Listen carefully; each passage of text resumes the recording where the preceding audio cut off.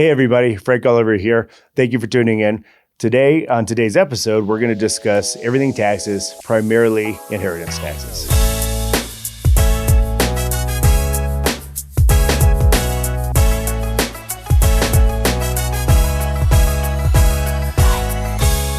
We get a lot of questions at our office, questioning taxes on inheritance. And we're not talking just estate taxes. Estate taxes, there's a very high exemption level for that. So most of the people coming in my office will never be a subject to estate taxes. But on the other hand, inheritance taxes do pose a big risk to transferring assets to your heirs. So there's 3 or 4 really crucial things that you want to think about.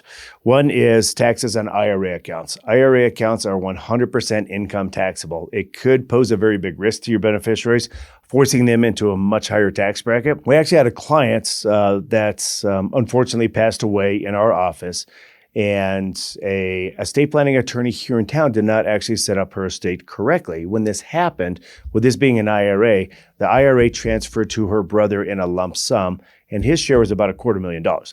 Now you can imagine what's going to happen if you're making $250,000 a year and you inherit another $250,000. That means that your income for that year is $500,000.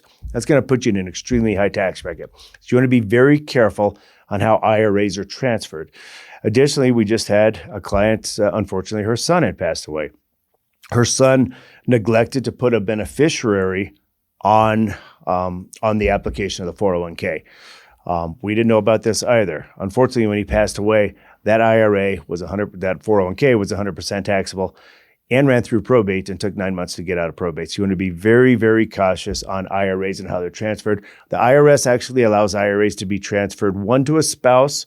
You can do a spousal rollover, and there's no taxes on that to the spouse. If it's a non-spouse beneficiary, they can move that into an inherited IRA and take distributions out over a 10-year time frame. That does spread the taxes over 10 years and mitigate against that lump sum tax hit. So there's 3 different tax buckets. You got the tax deferred bucket, which we're discussing 401ks and IRAs. You also have a taxable bucket in the middle that's going to qualify for long-term capital gains.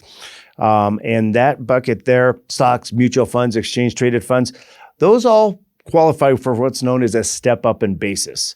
So when those assets transfer to your heirs, that could actually be a tax-free transfer depending on the amount of assets that are transferred over to the heirs.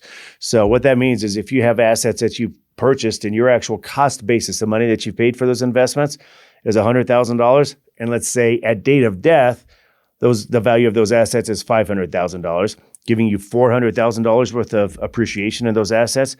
That $400,000 steps up, meaning now the $500,000 is the new cost basis for the heirs. So they receive that entire bucket of money without any taxation whatsoever.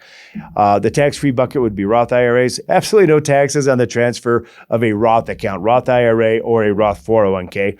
And the other wonderful tax-free wealth transfer vehicle is life insurance. So just keep those 3 or 4 different components in mind when you're setting up an estate plan and trying to determine how this is going to be taxable for your heirs. We think estate planning tools such as wills and trusts are very important. But one thing to keep in mind, a will or a trust does not protect you from taxes unless you are worth $20, $30, $40, $50 million, and you may want to set up a particular trust to protect yourself from taxes known as an ILET.